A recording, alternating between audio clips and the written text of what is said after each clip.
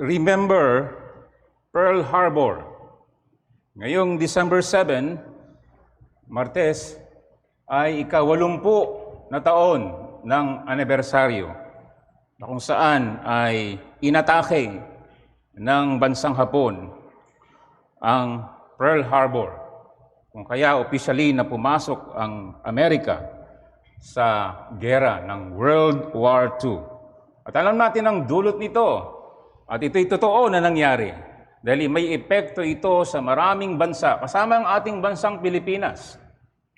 At tunay na hindi maipagkakaila. Bukod sa mga obserbasyon natin sa mga epekto ng pagkawasak at mahigit 70 milyon na tao ang namatay sa World War II at pagkawasak ng maraming mga kagamitan.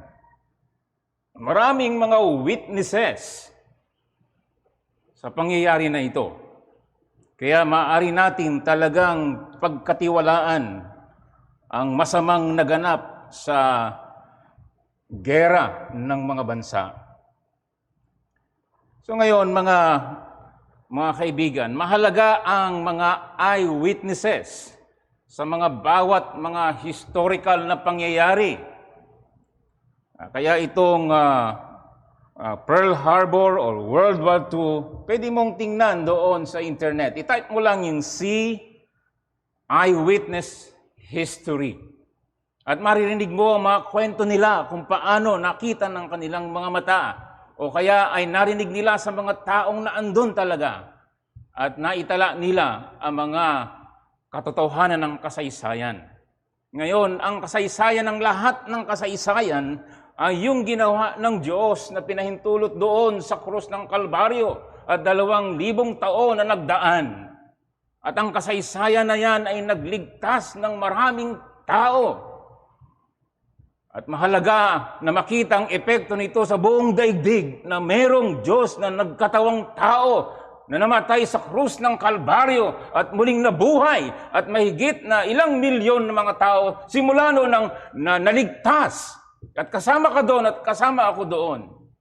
Hindi lang sa mga physical na mga katotohanan natin ito pinapaniwalaan, subalit higit sa lahat may mga witnesses.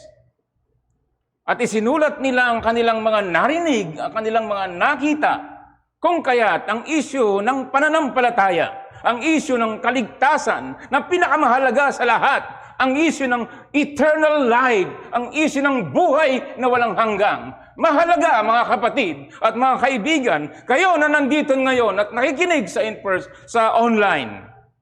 Pahalagahan ninyo, pahalagahan natin ang kasiguruhan na tayo'y ligtas dahil sa pahayag ng Diyos. Dahil sa mga witnesses ayon sa kasaysayan. May mga reliable witnesses. At inilagay ito sa banal na kasulatan, ang Biblia, na kung saan ay maasahan natin, mga kapatid. Ang problema ngayon, mga kapatid, mga kaibigan, itong tinatawag na postmodernism, kung saan ang ibig sabihin dito, walang tinatawag na absolute truth. Kung may truth man, kung may katotohanan man, katotohanan yan sa'yo. Ako din meron, siya din meron. Walang absolute na katotohanan. Kaya nakabase yon sa iyong sariling pangkaunawa, sa iyong damdamin, sa isang pag-iisip ng sinumang tao. At alam niyo, yung epekto na ito, hindi lang sa larangan ng maraming bagay. Marami talaga. Sa mga pang-araw-araw na buhay. Lalo na sa issue ng pananampalataya. Lalo na sa issue ng kaligtasan. Napakamahalaga na sabihin natin ng may pagtitiwala na merong absolute truth. Kahit anong opinion ng mga tao, kahit anong mga pangyayari, kahit anong feeling mo, hindi magbabago ang pahayag ng Diyos para sa mga taong makasalanan upang maligtas sa darating na kapuutan ng Diyos. Kaya, maaari mayroon sa inyo, lalo na yung mga marurunong at maraming kaalaman, Purihin ang Diyos kung meron kang maraming kaalaman. Pero marami diyan ay may pag-aalinlangan. May doubt. At yan ay mapanganib. Bantayan mo ang sarili mo. At mga taong nakapaligid sa iyo. Nang minsang niyakap mo ang katotohanan, dumating ka sa punto ng karanasan ng buhay. At merong pag-aalinlangan sa iyong kaligtasan. May kausap ba ako ngayon dito? Ngayon, wala pang 100 dito, hindi ko alam ilan nandun sa baba. Kausap ko kayong lahat. Meron ba sa inyo nag-aalinlangan sa inyong pananampalataya na nagligtas na nakabase dito sa kasulatan? Kayo na nakikinig dito sa online, may pag-aalinlangan ka ba? Ang masama nito, ikay laban ba sa pahayag ng pananampalataya? Binasa po natin ang isa sa reliable na mga witnesses ng kasaysayan ng pagtutubos ng Panginoon ng mga makasalanan. Isa dito ay ang aklat ni Lucas na binasa sa atin. Si Mateo, si Marcos, si Lucas, si Juan. Ating tutunghayan sa ating serya na pag-aaral sa buwan na ito at sa mga susunod ang reliable source ng ating kaligtasan na pwede nating pagtiwalaan kahit na ang ating damdamin ay may iba na sinasabi. Kaya basahin lang natin yung unang 4, pero buong chapter 1, 125 na verses, ating pagbubulay-bulayan ngayon. Sinabi dito sa Lucas 1, 1-4, yamang marami ang nagsikap mag-ayos ng isang kasaysayan tungkol sa mga bagay na naganap sa gitna natin. Ayon sa pinaalam sa atin ng mga taong buhat sa pasimula, ay mga saksing nakakita at mga tagapangaral ng salita, ay minabuti ko naman na pagkatapos na siyasating mabuti ang lahat ng mga pangyayari buhat sa pasimula, na sumulat ng isang maayos na salaysay para sa iyo, kagalang-galang na Teopilo, upang malaman mo ang katiyakan ng mga bagay na itinuro sa iyo. Nais dito na may akda na si Dr. Lucas, sumulat ng Lucas at ng Gawa, yung kanyang 2-volume na Ebanghelyo ng Diyos. Nais niya itong si Teopilo ay magkaroon ng confidence, ng assurance, ng katiyakan ng mga bagay na ito na nasaksihan ng mga witnesses na nagligtas sa kanila. Hindi lang sila niligtas at wala nang ginawa. Sila'y nagalak na ipahayag sa mga makasalanang kapwa nila na may pag-asa, may kaligtasan sa puot ng Diyos at sa impyerno. At yan ang Panginoong Hesukristo, ang tunay na Diyos at tunay na tao, nagkatawang tao, at tinanggap niya ang parusa na hindi para sa Kanya, para sa iyo. Siya'y nagtagumpay sa kamatayan. Siya'y buhay magpakailan paman. Totoo ito. Ito'y nakabase sa kasaysayan. At purihin ng Diyos na itala sa kasaysayan. Ang kasaysayan ng pagliligtas dito sa banal na kasulatan. Praise the Lord! Kahit dito sa gadget na ito, mababasa mo ang kasaysayan ng pagtutubos at pagliligtas ng Diyos. Upang hindi lang tayo maligtas, kundi mga kapatid, mga kaibigan, magkaroon tayo ng confidence sa reliability, ng historicity ng pagliligtas ng Diyos.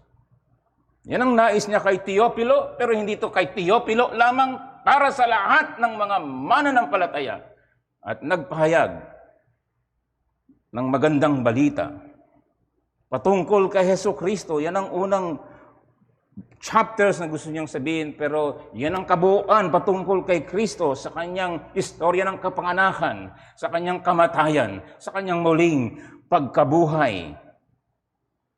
Ito'y katuparan ng pinahayag sa lumang tipan at ngayon ay natupad at nasaksihan ng mga saksi at kanyang pinakinggan at siya'y gumawa ng reliable na history ng kasaysayan ng kaligtasan kay Hesukristo. Kaya mga kapatid ko, ngayong pagtatapos ng 2021, dinanas natin ng buong daigdig ang isang virus na gumulo sa buong mundo at niyanig ang pananampalataya.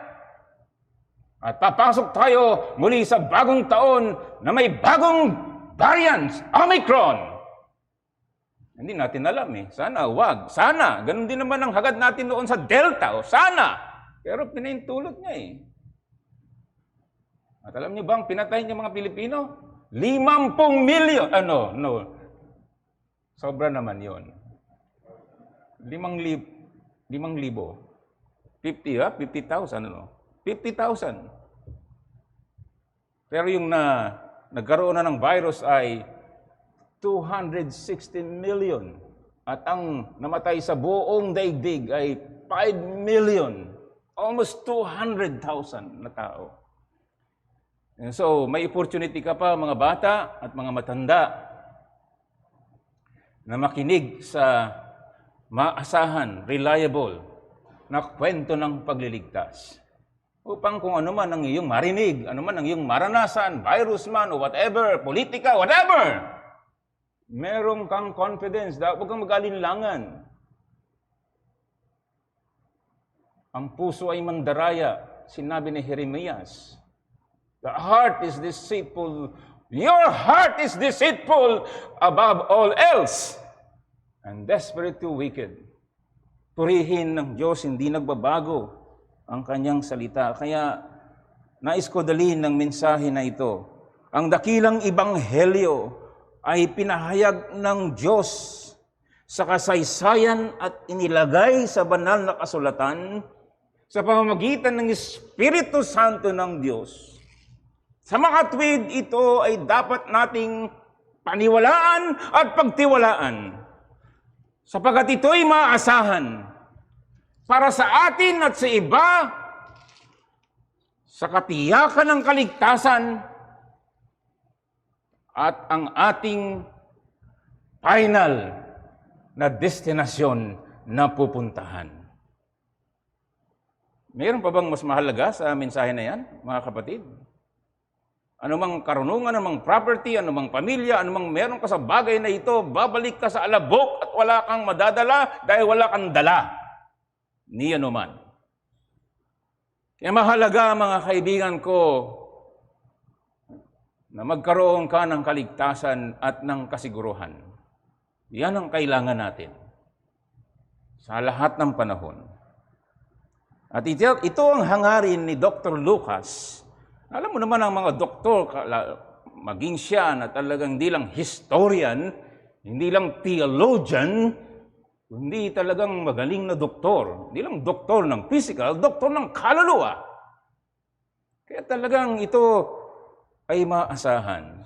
So number one, itong pahayag ng Diyos sa banal na kasulatan tungkol sa ebanghelyo ay ating kasiguruhan ng kaligtasan.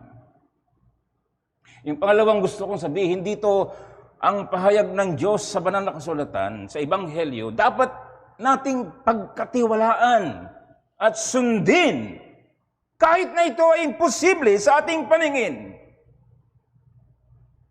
Sapagkat ang Diyos ay Diyos. At siya ay hindi sinungaling. Walang limit, walang imposible sa Diyos natin na nagpahayag sa banal na kasulatan. O sana kapatid, ano man kinaranas mo ngayon, baka ikaw ay may nasa gitna ka ng pagbabayo, ng struggle sa iyong pananampalataya na naranasan mo. Subalit niyanig ka. Kaya hindi talaga sapat na marunong ka sa maraming bagay patungkol sa Diyos. Nalulugod ang Diyos sa magpapakumbaba na tinatanggap niya ang kanyang pahayag. Ang kanyang pahayag sa Ebanghelyo na nagliligtas ng makasalanan.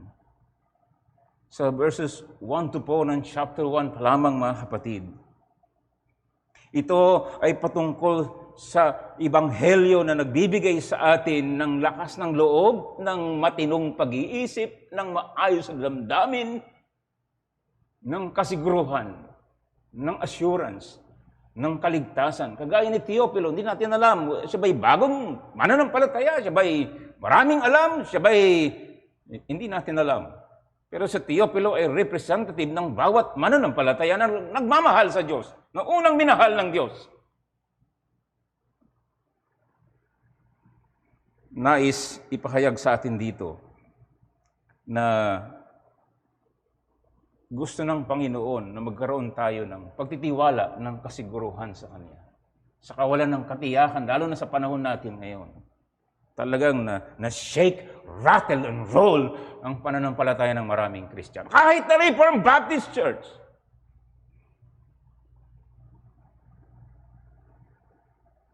So, dinedicate niya ito kay Theophilus, maging yung second volume niya, yung Book of Acts, sa kanya na mananampalataya, sa kanya na maaring may struggle sa pananampalataya. At ito ay para sa lahat ng mga tao ng Diyos, para sa lahat ng mga mananampalataya, sa lahat ng panahon. Kasi delikado talaga yung pag-aalinlangan, yung konting pag-aalinlangan. May nabasa ko na sinabi, a mosquito buzzes round my faith. Alam mo yung mosquito na paikot-ikot sa'yo, ang liit, no? Yung buzz, ganun lang siya. Pero pag yan ay tuloy-tuloy, tapos sinabayan pa ng pagsubok sa buhay mo, sa pag-ibig, sa trabaho, sa relasyon, pati sa iglesia, na kayo nabibilangin mo, yung buzz, palaki ng palaki yan. Palaki ng palaki yan. Hanggang sa iwanan mo ang pananampalataya. Pamilya naman tayo kay Joshua Harris lahat. Dahil siya ay naging pastor ng mega church at sumulat na Kiss Dating Goodbye. Very popular. Conference speaker, writer. Pero dinivorce niya ang kanyang asawa noong 2019. Kaya kung 2019, maisip natin yung pandemic sa evangelical world, kasama doon ang malaking tao na tinalikuran ng pananampalataya. Tinalikuran ng asawa, tinalikuran ng pananampalataya sa Panginoon. So posible pala ito sa marami kang kaalaman sa teolohiya at dumating ka sa pag-aalinlangan at pag-iwan sa pananampalataya. Kaya binibigyan ko kayo ng babala, mga kapatid ko kay Kristo, tayong lahat, hindi sapat na ikaw ay mahilig sa teolohiya, purihin ng Diyos. Mas mabuti yan kaysa sa mga iba-ibang bisyo. Pero yung simpleng pagtitiwala sa Diyos, yan ang hinihingi niya sa atin. Trust and obey. There is no other way to be happy in Jesus, but to trust and obey. The simple definition of faith is God said it, I accept it, God settled it. Yun ang hinahangad. Yun ang gusto ng Panginoon sa atin, mga kapatid. So si Lucas ay isang magaling na historian, isang maasang historian, na talaga ginawa niya ang isang gawain ng isang mahusay na historian. Alam niyo naman, baka meron sa inyo mga historian, pag may magaling kayo magkwento. At talaga, kailangan mo mag-research. At ngayon, isang click lang sa Google, si Mr. Google, sasabihin niya lahat sa iyo. Pero gusto mong mapatunayan, pupuntahan mo kung kaya mo, yung isang pangyayari, at ikaw ay mag-iimbestiga. Yung mga personal na involved sa pangyayari. Yan ang mahusay na historian. Ayan si Dr. Luke, magaling na physician, at siya kasama nila Pablo sa kanilang paglalakbay sa mga missionary journeys, sa pangangaral ng salita ng Diyos, ng Ebanghelyo, nakita niya ng kanyang mga mata ang mga witnesses at na-interview niya at siya ay naging mahusay na investigative reporter. Ang purihin ng Panginoon, nandito ito. Mababasa natin. Ano bang gustong ipahayag ni Lucas dito? Para sa iyo ngayon, mga kapatid. Para sa iyo na matagal ng mananampalataya. Para sa iyo na ngayon ay bagong mananampalataya. Para sa iyo na gusto mo maging miyembro ng iglesia na ito. Para sa iyo nandiyan ka sa online, nasa internet ka. At kung ikay maging alagad, hindi mo gugustuhin na nasa harap lang ng iyong screen, di ba? Ang tunay na alagad ay nais niya makisama sa mga kapwa niya, mga makasalanan na niligtas. Sa pananambahan sa man lokalidad na siya'y dinadala upang magpuri sa Diyos at sumamba at maglingkod sa Kanya habang may lakas, habang may hininga, sapagkat hindi unlimited ang hininga at ang kalakasan. For just a period of time. And this pandemic, marami ang nawalan ng lakas at nawalan ng hininga. So anong bang gusto niya? Gusto niya dito na ikaw at ako ay magkaroon ng confidence na ito'y tumpak. Na itong kanyang inilagay dito at nakalagay sa banal na kasulatan ay ginawa niya ang kanyang assignment ng isang tunay na historian. Hindi lang basta history, ito'y history ng Diyos. Ito'y kwento ng pagdiligtas ng makasalanan na masamang tao na dapat ikulong na walang hanggang sa apoy. Pero pwede siyang maligtas.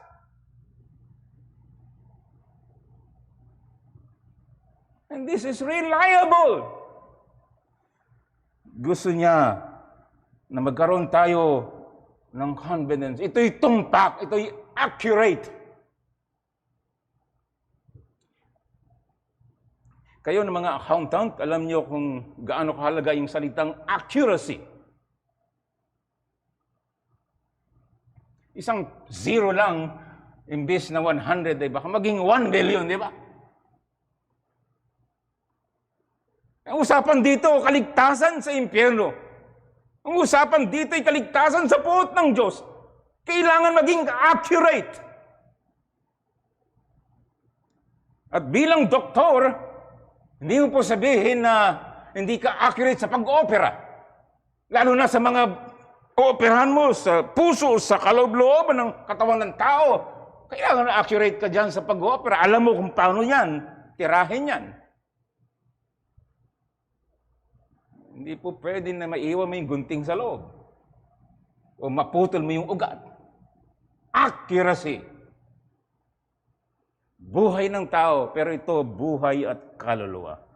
And so marami siya na sinikap, sabi niya, na maging maayos, na kanyang ma-interview, malaman, magtanong, at kanyang alalahanin.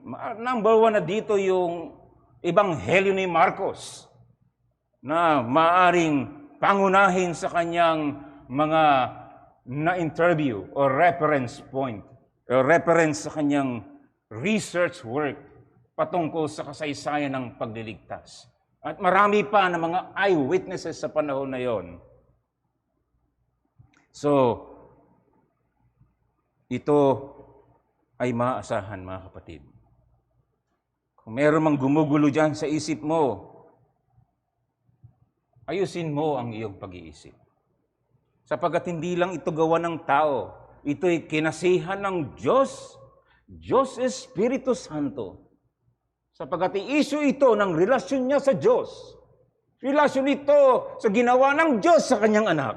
Na dapat maintindihan niya ng accurate kung paano ang kasalanan niya ay binigyan ng solusyon ng Diyos, kung paano ang puot ay inalis at inilagay sa kanyang anak. At kung magtiwala lamang kay Jesucristo, Wala nang paghahatol. Wala na. Kailangan accurate niya itong malaman at ilagay dito sa patnubay ng Espiritu Santo. At ito ay hindi lamang ito tumpak. Ito'y katotohanan. Ito'y truth ng Diyos. Hindi ito truth ng sinumang pilosopo, kundi truth ito na pinahayag sa mga makasalanang tao na binago ng Diyos. Kagaya ni Pablo, nagsabi siyang pinakapinuno, I am the chief. Alam niyo ni Dr. Luke, I am the chief of all sinners. Inusig ko ang iglesia. Pero kinahabagan ako ng Diyos. Kaya ito, katotohanan ito, truth ito, ito'y katuparan ng pangako ng Diyos. Mula pa sa mahabang panahon na inabangan sa kasaysayan ng tao ng Diyos sa lumang tipan. At ngayon ay natupad. Kaya si J.C. Ryle ay nagsabi siya, Christianity is a religion built upon facts. Let us never lose sight of this. It came unto mankind at first in this shape. The first preachers did not go up and down the world proclaiming an elaborate artificial system of abstruse doctrines and deep philosophical principles. They made it their first business to tell the great plain facts. Simpleng katotohanan na nakita nila, lalo na yung muling nabuhay ang Panginoong Jesucristo, na talagang empty yung tombs, na talagang Panginoon ay buhay, at kitang-kita ang sugat na sinugat sa Kanya, at saka kamay ang butas. Yan ay facts, yan ay talagang katotohanan. Kaya purihin ng Diyos sa skill niya bilang mahusay na doktor, Kanyang ginawa ang Kanyang assignments sa patnubay ng banal na Espiritu ng Diyos. What's the point? Gusto niya, kapatid, ikaw ay magkaroon ng kasiguruhan. Di ba? Napakahalaga nun. Yung assurance, kasiguruhan ng ating kaligtasan. At ito, bilang isang mahusay na doktor, isang theologian, ay ginawa niya ito ng may kaayusan. Very organized. Organisado talaga ang kanyang pag-iimbestiga, ang kanyang pagre-record, ang kanyang pagre-report. Kaya kung titingnan mo lang yung chapter 1 and 2 patungkol sa pagparito ng Panginoon, yung kanyang kapanganakan, yung mga pangyayari sa bago siya ipanganak, napakaganda ng binigay ni David Gooding sa kanyang suggestion. For example, chapter 1, 2 to 5, yung pag-aalay ni Scaria. 1, 26 to 38, pagpapahayag kay Maria ng anghel. Chapter 1, 39 to 56, yung pagdalaw ni Maria kay Elizabeth at yung awit niya na Magnificat. Chapter 1, 57 to 66, yung kapanganakan ni Juan Bautismo. And chapter 1, 67 to 80, yung pagpapahayag ni Zacarias. And chapter 2, 1 to 7, ito yung pagkapanganak kay Jesus. And then chapter 2, 8 to 21, yung pagpapahayag sa mga pastol ng anghel. Chapter 2, 22 to 35, yung propesya ni Simeon. Chapter 2, 36 to 40, yung propesya ni Ana. And then chapter 2, 41 to 52, pagdala ng batang sa Jesus sa templo. So napakaganda ng kanyang arrangement, ng kanyang organisado na re-research so that kanyang maitala ito, so that maipresenta sa atin, so that maging maayos ang ating pagkaintindi kung paano ang ating Diyos na ito ay tunay na nais na tayo maligtas at magkaroon tayo ng confidence, magkaroon tayo ng kasiguruhan sa ating pananampalataya na nakabatay sa kasaysayan at nakabatay sa kasulatan. Yan ang nais niya kay Theophilus at nais na sa lahat ng mga mananampalataya at nais na sa kanyang iglesia. At sa atin bilang Reformed Baptist, meron tayong kabanata dito sa chapter 18 patungkol sa katiyakan ng biyaya ng kaligtasan. Na-encourage yung bawat membro, Basahin ninyo ito. Nandun din sa internet, libre ito. Basahin niyo sa chapter 18. Paragraph 1, maaring dayain ng mga may pansamantalang pananampalataya at may ibang di ipinanganak na muli ang kanilang sarili sa maling pag-asa. Maaari rin sila magkaroon ng makalamang pag-aakala na sila ay nasa kagandahang loob ng Diyos at kalagayan ng kaligtasan. At ganyang pag-asa nila ay mawawala. Subalit, ang lahat ng tunay na mananampalataya sa Panginoong Jesucristo at matapat na umiibig sa Kanya na nagsisikap na mamuhay ng may malinis na budhi sa harap niya, maaaring makatiyak sa buhay na ito na sila ay nasa kalagayan ng biyaya. Sila ay maaaring magalak sa pag-asa ng kaluwalhatian ng Diyos. Dahil sa pag-asang ito, sila ay hindi mapapahiya kailanman. Paragraph 2, ang katiyakang ito ay hindi wala palagay lamang at pag-aakalang batay sa maling pag-asa, subalit ito isang walang kamaliang katiyakan ng pananampalataya. Salig sa dugo at katwiran ni Kristo na nahayag sa Ebanghelyo. Nasalig din ito sa panloob na katunayan ng mga pagbabagong isinagawa ng banal na Espiritu ayon sa mga pangako ng Diyos. Gayon din ito'y nasasalig sa patotoo ng Espiritu ng pagkupkop ng pagpapatotoo kasama ng ating Espiritu na tayo'y mga anak ng Diyos. Nagbubunga ng ganitong patotoo at pag-iingat ng puso sa pagiging mapagpakumbaba at banal. Paragraph 3. Ang walang kamaliang katiyakan ng kaligtasan ay hindi lubhang kailang bahagi ng pananampalataya. Maaaring maghintay ng matagal ang tunay na mananampalataya na makipaglaban sa maraming pagsubok bago niya makamtan ng katiyakan ito. Maaaring niya makamtan ng katiyakan ito sa pamamagitan ng tamang pagkain ng paggamit ng mga paraan ng biyaya. Kahit walang tanging pagpapahayag, tinutulungan siya ng Espiritu na malaman ang bagay na tinanggap na walang bayad ng mananampalataya ng mga mananampalataya ng Diyos. Sa makatuwid, tungkulin ng bawat isa na pagsikapan na maging panatag siya sa kanyang pagkatawag at pagkahirang. Sa pagkagawa niya nito, nararanasan niyang higit na kapayapaan at kagalakan sa banal na Espiritu. Higit na pagmamahal at pagpasalamat sa Diyos. At kalakasan at kaligayahan sa tungkulin ng pagsunod. Ang mga bagay na ito'y likas na bunga ng katiyakan ng kaligtasan. Ang katiyakan ito hindi nag-aakay sa mga tao na magkasala. Paragraph 4, maaring manghina o mawalang katiyakan ng kaligtasan ng mga tunay na mananampalataya. Marahil ito ay dahil sa mga sumusunod. A. Kapabayaan sa pag-iingat. Dito. B. Pagkahulog sa isang kasalanan na sumusugat sa kanilang budhi at muitigati sa Espiritu. Isang biglaan na maigpit na pagsubok. Pagkubli ng Diyos sa kanyang mukha at kahit na ang natatakot sa kanya ay tila wala sa kanila ang presensya ng Diyos. Subalit anuman ang mangyari, may ilang mga bagay na tiyak na mananatili sa kanya. Ang bagong kalikasan na mula sa Diyos. Ang buhay ng pananampalataya. Ang pag-ibig kay Kristo. At sa mga kapwa mananampalataya, katapatan ng puso at kaalaman ng kanilang tungkulin. Dahil dito at sa pamamagitan ng gawa ng banal na Espiritu sa kanila, ang katiyakan ng kaligtasan ay maaaring manumbalik sa takdang panahon. Samantala sa pamamagitan ng mga ito, sila ay iniingatan mula sa kawalang pag-asa. Purihin ang Diyos. Meron tayong reliable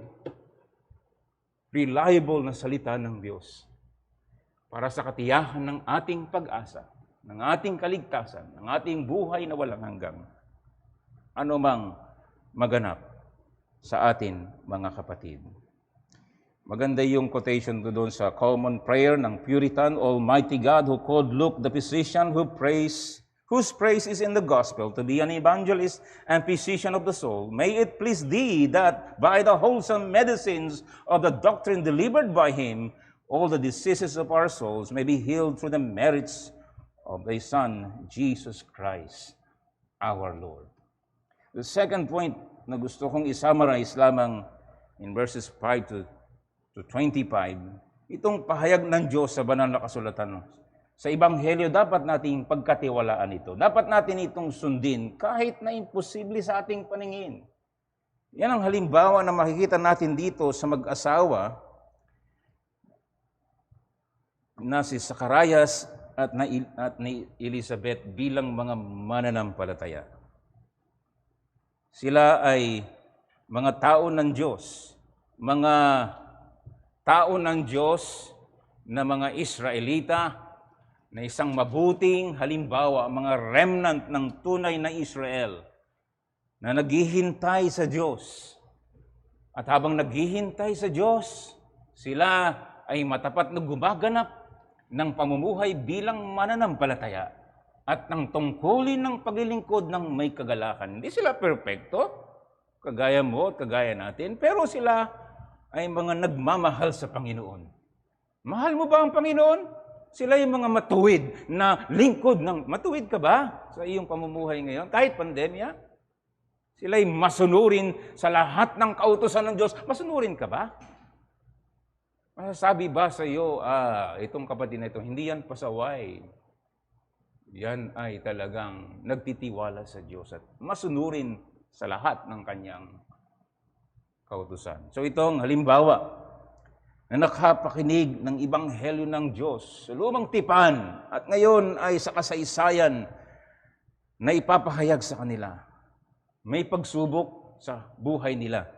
Sa kabila ng kanilang mga pribilehyo bilang mga mananampalataya at lingkod, may problema sila. Ang problema dito, mababasa natin, si Elizabeth ay baog. Sabi sa verse 7, walang silang anak sapagkat baog si Elizabeth at sila'y kapwa matanda na. So nandun na sila sa huling bahagi ng kanilang buhay, mga more than senior citizen na talaga sila. At ito yung matagal nilang panalangin na sila ay magkaroon ng anak. Pero hindi naman yon naging hadlang sa kanilang kalagayan. Sila'y patuloy na nagtiwala sa Diyos. May gagawin ng Diyos sa gitna ng kanilang pagsubok. Inihahanda ng Diyos ang pagdating ng kanyang anak at ang kanilang magiging anak. Ang siyang magiging tagapanguna, tagapagpakilala sa tagapagligtas ng sanlibutan.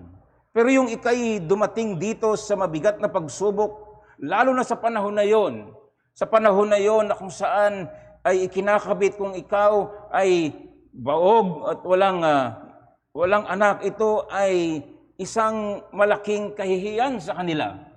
Ito ay minsan ay senyalis ng pagpaparusa ng Diyos. Pero sa kalagayan dito ni Elizabeth at ni Zacarias, may gagawin ng Diyos sa kanilang pagsubok. At ang Diyos ay maluluwalhati sa kasaysayan ng mundo, patungkol sa pagliligtas niya, patungkol sa Ebanghelyo, patungkol sa pagdating ng dakilang tagapagligtas. At mayroong aral dito sa atin, sapagkat sa gitna ng pagsubok sa buhay, kagaya ng ginto, alam mo noong panahon na yon, yung mga magbebenta ng ginto at gustong bumili, yung ginto, iguguhit nila sa itim na bato. Para patunayan ng ginto ito, meron silang asido. At kapag yan binuhos nila doon sa gumuhit na itim, yung ginto na gumuhit doon sa itim, kapag nilagay nilang asido at nawala yung guhit na ginto daw, yan ay fake. Subalit kung yan ay hindi nawala kahit may asido, yan ay genuine. Yan ang ginamit din sa Biblia sa mga mananampalataya. Sa gitna ng pagsubok, sa gitna ng pagsubok, sa gitna ng pandemya, sa gitna ng kabiguan, sa pag-ibig, sa trabaho, sa gitna ng mga panghihina ng loob, sa gitna ng relasyon sa pamilya, ng propesyon, ng kalusugan, alam natin ang Diyos ay soberano sa lahat. At ikaw ako ay susubukin niya kung tayo tunay na mananampalataya. Kung tunay na mananampalataya, dumating man ang mabigat, pagsubok, Tingnan mo kung paano ka sumigaw sa Diyos mo.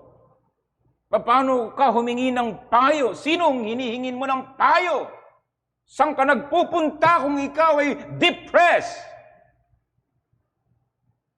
Ikaw ay patuloy pa rin kagaya ng mga sumulat ng awit, ibinubuhos nila ang kanilang damdamin sa kanilang Diyos. At humingi sila ng payo sa mga tao ng Diyos na dumanas din ng iba't ibang pagsubok at itinuturo sa kanila ng matapat, kapatid. Tingnan mo ang ginagawa ng Diyos sa mga tao niya.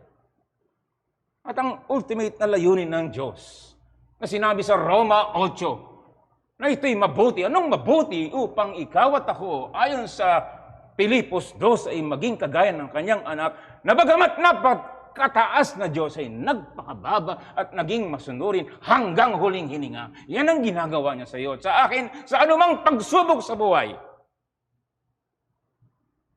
At ito ang i-display sa buhay ni Zacarias at Elizabeth.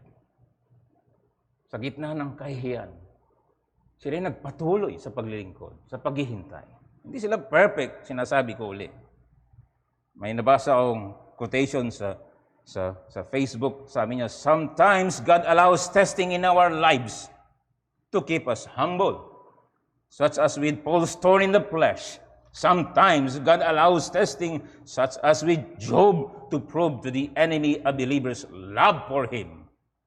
God uses testing to refine us, educate us, to teach us more about His sovereignty. The Greek word dokimazo, used for testing, means to test or try with expectation of approving. The trials that test us today will prove our faith genuine by God's grace tomorrow and result in great praise and God to God. Yun ay sa Pilgrim's Progress devotional. At may nabasa din ako sa ibig sabihin ng faith, nilagyan niya ng meaning yung bawat letter ng faith, F-A-I-T-H. Sinabi niya, fantastic adventure in trusting Him. Galing din yung kay Corrie ten Boom. Sa mga kapatid, may pagsubok. Sulit may layunin ng Panginoon na luwalhatiin. May pagsubok pa na patuloy dito sa verses 8 to 12 sapagkat ang hindi inaasahan ni Zacarias nung siya'y piliin, ito'y once in a lifetime experience. Marami sila mga pari noon sa panahon na yon sa Israel. And so meron silang mga 24 divisions at isa siya sa napili. At ito ay once in a lifetime experience sa isang pari na siya'y pupunta sa Holy of Holies ng templo ng Diyos. At siya'y mag-aalay para sa tao ng Diyos. Once in a lifetime. So imaginein mo dito si Zechariah na sa kanyang pagganap ng tungkulin na ito.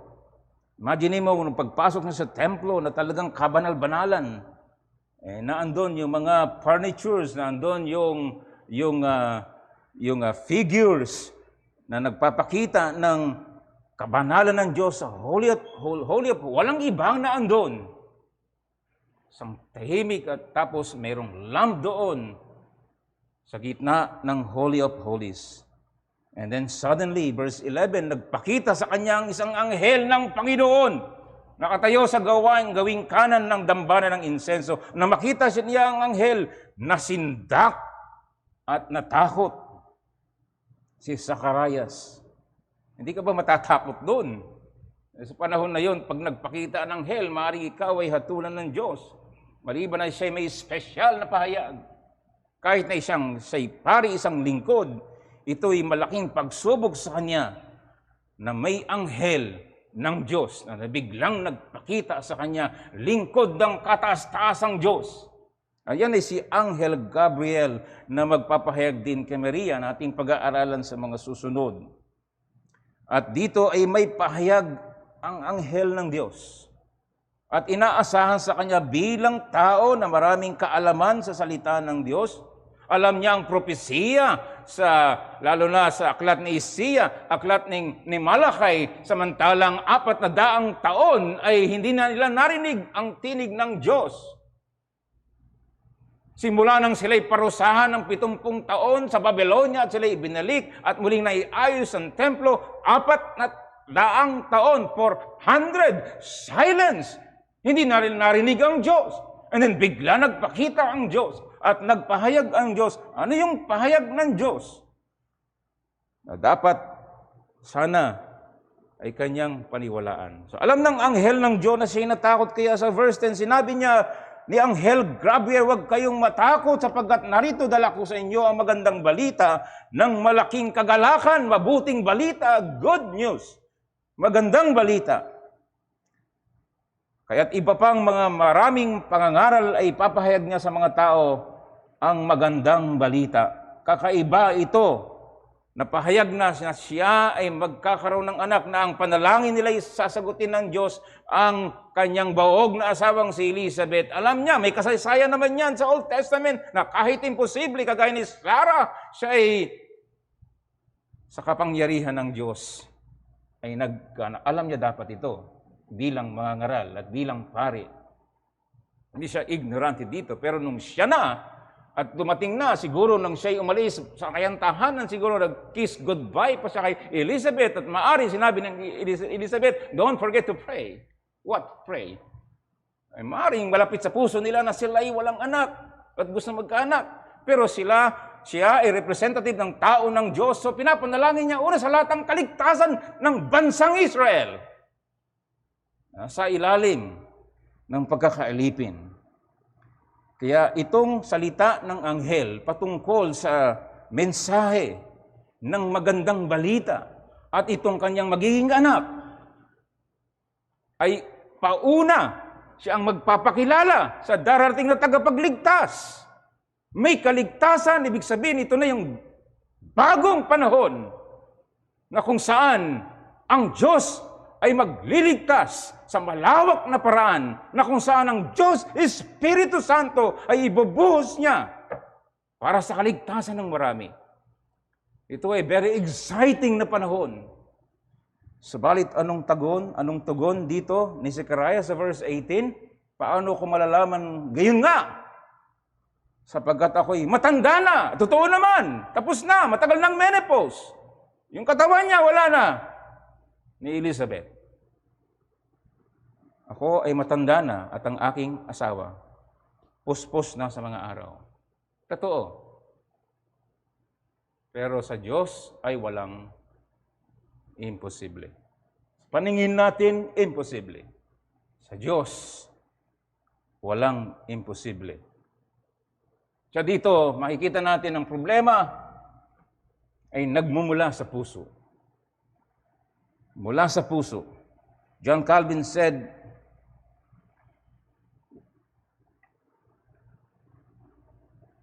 the difference was not in the words spoken, but in the hearts of each person. He acknowledges that while God is free to punish one person and pardon another, as he sees fit, that is not the explanation here. Rather, God, who sees the hidden secrets of each person's heart, knew that Zacharias was different than Abraham, Gideon, and Mary. Zacharias was limiting God by the normal course of human nature. He and Elizabeth were too old to have children. Case closed. But he should have acknowledged, as Gabriel says to Mary, nothing will be impossible to God. So yung problem ni Zacharias ay problema mo rin. Kung meron kang pag-aalinlangan, kung meron tayong pag-aalinlangan, at maaari natin itong i-trace sa ating mga puso. Nawa sa Psalm 100, sa Psalmist matuto tayo na sumigaw tayo sa Panginoon. Siyasatin mo po ako, o dakilang Diyos. Kahabagan mo po ako sa aking unbelief. Pero may consequences ang lahat, di ba? So nakita natin dito, dahil doon siya ay napipi, nilang pipi, si Zacharias ay naging bingi. So sa paglabas niya doon sa templo na dapat ay magbibigay siya ng doxology o ng blessing sa mga tao, wala siyang masabi. At dapat ay magagalak siya na ipahayag ang magandang balita. Wala siyang masabi. Sapagkat ang tunay na nakatanggap na magandang balita ng kaligtasan, hindi niya maitatago ito o maipapahayag na dapat ito sa anumang paraan. Pero wala siyang masabi. So tingnan natin dito kung ano ang maaring ginagawa niya sa atin kung tayo may pag-aalinlangan, mga kapatid. Reliable ang kanyang salita. Hindi magbabago. Heaven and earth will pass away, but my word will remain forever. Kaya tayo'y magtiwala. At ito naranasan ni Elizabeth sa huling mga bahagi ng talatang ito, verses 23 to 25. Nakita niya yung naranasan niyang kapaitan, subalit ngayong araw na ito, nakita niya nung siya'y nagdalang tao, verse 23, na matapos sa mga araw ng kanyang paglilingkod, siya'y umuwi sa kanyang bahay sa Sekaraya. Pagkalipas ng mga araw na ito'y naglihi ang kanyang asawang si Elizabeth. Siya'y nagtago ng 5 buwan na nagsabi, ganito ang ginawa ng Panginoon sa akin na mga araw na ako'y kanyang bigyang pansin upang alisin ang aking kahiyan sa gitna ng mga tao. Tunay na ang Diyos ay tapat sa kanyang salita. John 5:24, katotohanan sinasabi ko sa inyo, ang nakikinig ng aking salita at sumasampalataya sa kanyang na nagsugo sa akin ay may buhay na walang hanggang. At hindi darating sa hatulan kundi lumipat sa nasa buhay mula sa kamatayan. John chapter 6, 28, 29, sinabi nila sa kanya, ano ang kailangan naming gawin upang aming magawa ang gawa ng Diyos? Sumagot si Jesus sa kanila, ito ang gawa ng Diyos, na inyong sampalatayanan ang kanyang sinugo. Mga kapatid, mga kaibigan, purihin ang Diyos sa kanyang kahabagan sa atin sa araw na ito. Sa gitna ng pandemya, God is good all the time. At nawa, sa bagong taon, tayo ay muli magpatibay ng ating mga pananampalataya. Magkaroon ng kasiguruhan at magkaroon ng resulta ng kababaan, ng pagmamahal sa Diyos at sa kapwa, ng katapatan sa kanyang iglesia, ng paglilingkod sa Kanya, ng mapanalanginin ugali sa kanyang harapan, mapagpatawad sa kanyang kapwa kung paano siya pinatawad ng Diyos. Magkaroon tayo ng kasiguruhan na meron tayong bagong langit at bagong lupa. Mga kaibigan, nangangusap po kami sa inyo. Walang katiyakan sa bundong ibabaw dito.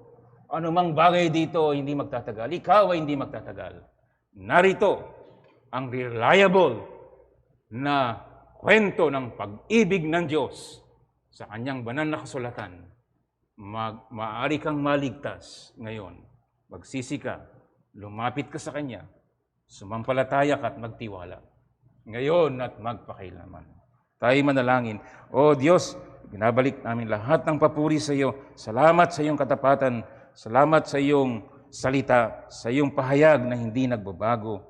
Turuan mo kami, O Diyos, na magtiwala sa iyo anuman ang kalagayan ng aming buhay upang ikaw ay mapapurihan at maluwalhati namin. Palakasin mo kami, patibahin mo kami, at magligtas ka ng aming mga kaibigan. Ito'y dalangin namin sa pangalan ng Panginoong Hesukristo. Amen. So, tumindig tayo para sa ating huling